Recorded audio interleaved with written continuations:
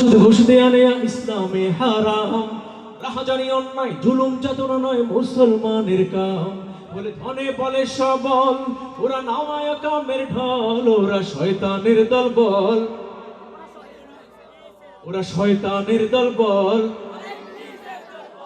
ওরা শয়তানের দল বল, ওরা ইবলিসের দল বল, ওরা শয়তানের দল বল, ওরা ইবলিসের দল বল। না, এই গান বেশি গাওয়া যাবে না, কারণ সকলে মন খারাপ করতেছে, ঠিক না? মানে এখানে কি ধূমপানকারী নাই? দেখি হাত জানান, দেখি কয়জন আছে। আলহামদুলিল্লাহ, এমন এক জায়গায় এসেছি, সিলেটের পণ্যভূমি, হ্যাঁ সিলেটকে পণ্যভূমি বলা হয়, এমন এক জায়গায় এসেছি যেখানে কোনো ধূমপানকারী নাই। সকলে বলে আলহামদুলিল্লাহ।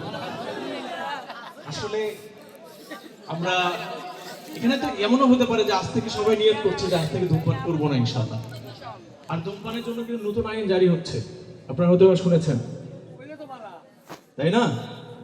প্রিয় ভাই, আপনাকে অবশ্যই কষ্ট দেওয়ার জন্য না, যারা ধূমপানে অভ্যস্ত আছেন অবশ্যই আপনাকে তিরস্কার করার জন্য নয়।